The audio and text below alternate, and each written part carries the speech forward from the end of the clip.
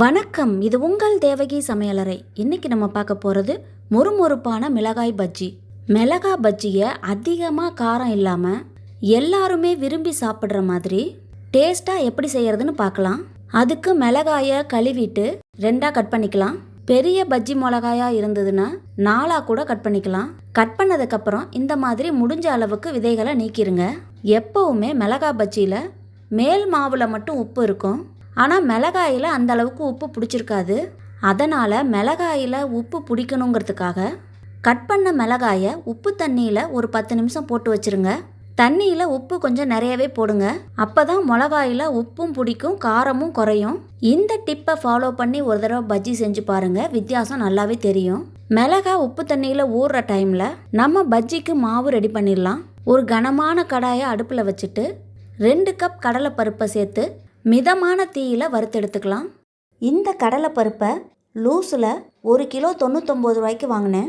இதுவே 1 கிலோ கடலை மாவோட விலையை பார்த்திங்கன்னா இதை விட டபுளாக இருக்கும். அது மட்டும் இல்லாமல் கலப்படம் இருக்கிறதுக்கு வாய்ப்பு இருக்குது. கடலைப்பருப்போட கலர் சேஞ்ச் ஆகாமல் வறுத்துக்கங்க, கொஞ்சம் கூட செவக்க விட்டுறாதீங்க. கடலைப்பருப்பை வறுத்ததுக்கப்புறம் அதே கடாயில் 1/4 கப் மாவு பச்சரிசியை சேர்த்து லேசாக வறுத்தா போதும். ரொம்ப பொரி அரிசி மாதிரி வறுக்க வேண்டாம், கலரும் மாறக்கூடாது. கடாய் சூடாக இருக்கிறதுனால சீக்கிரமே அரிசி வறுபட்டுரும். இப்போ அதையும் எடுத்து ஆற வச்சிடலாம். இப்போ கடலைப்பருப்பு அரிசி ரெண்டுமே ஆறினதுக்கப்புறம் 1/4 கப் பொட்டுக்கடலையை சேர்த்துக்கிறேன். பொட்டுக்கடலை சேர்க்கறதுனால பஜ்ஜி நல்லா மொறுமொறுன்னு சாஃப்டாக வரும். கொஞ்சமாக தான் பொட்டுக்கடலை சேர்க்குறேன், அதனால் எண்ணெய் குடிக்குமோன்னு பயப்பட வேண்டாம். கடலைப்பருப்பை எந்த அளவுக்கு நைஸாக அரைக்க முடியுமோ அந்த அளவுக்கு நைஸாக அரைச்சிக்கோங்க. மாவு நல்லா நைஸாக இருந்தால் தான் பஜ்ஜி சூப்பராக வரும். கடலைப்பருப்பை மிக்சியில் அரைக்கிறது ரொம்ப கஷ்டம்னு நான் நினச்சிட்டு இருந்தேன். இவ்வளோ நாளாக நானும் கடலை மாவை கடையில் தான் வாங்கிட்டு இருந்தேன். சில நேரத்தில் கடையில் வாங்குகிற கடலை மாவில் பஜ்ஜி போடும்போது பஜ்ஜி நல்லா வரும். ஆனால் சில நேரத்தில் வெவ்வேறு பிராண்டு மாறும்போது பஜ்ஜியோட டேஸ்ட்டு மாறுது. சில நேரத்தில் பஜ்ஜி ரஃப் ஆகிடுது. அப்புறம்தான் தெரிஞ்சுக்கிட்டேன் கடலை மாவில் நிறைய கலப்படம் இருக்கிறதுனால தான் இப்படி இருக்குன்னு. அதனால தான் நான் முடிவு பண்ணிவிட்டேன், இனிமேல் வீட்டில் தான் பஜ்ஜி மாவு அரைக்க போகிறேன். கடலை மாவை மிக்சியில் அரைக்கிறது ரொம்பவே சுலபம். அதை மிஷினில் தான் அரைக்கணும்னு அவசியமே கிடையாது. வீட்டில் கடலை மாவு அரைக்கிறதுனால நமக்கு பணமும் மிச்சம், எந்த கலப்படமும் இருக்காது, ஹெல்த்தையும் பாதிக்காது. அதனால் ஒரு 10 நிமிஷம் வேலை தான். ஒரு தடவை 1/2 கிலோ 1 கிலோன்னு அரைச்சி வச்சுக்கிட்டிங்கன்னா நினைக்கும் போது ஈஸியாக பஜ்ஜி சுடலாம். இப்போ மாவு எல்லாத்தையுமே நல்லா மிக்ஸ் பண்ணி முடிச்சிட்டேன்.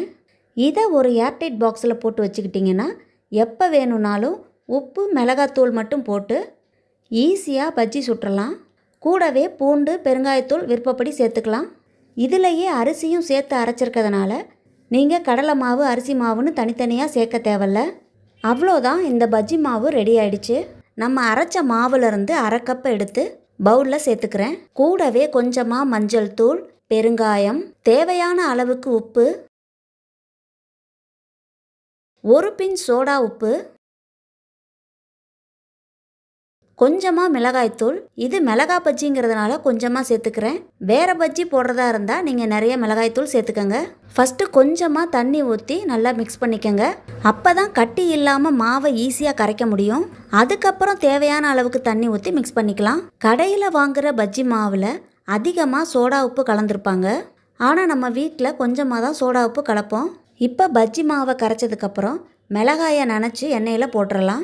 எண்ணெய் நல்லா காஞ்சதுக்கப்புறம் அடுப்பை மீடியம் ஃப்ளேமில் வச்சு பொரிச்சு எடுத்துக்கலாம்.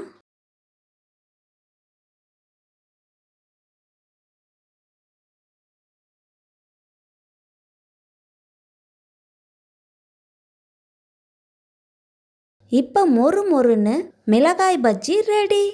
இந்த வீடியோ உங்களுக்கு பிடிச்சிருந்தா லைக் பண்ணுங்கள், ஷேர் பண்ணுங்கள், கமெண்ட் பண்ணுங்கள், சப்ஸ்கிரைப் பண்ணுங்கள்.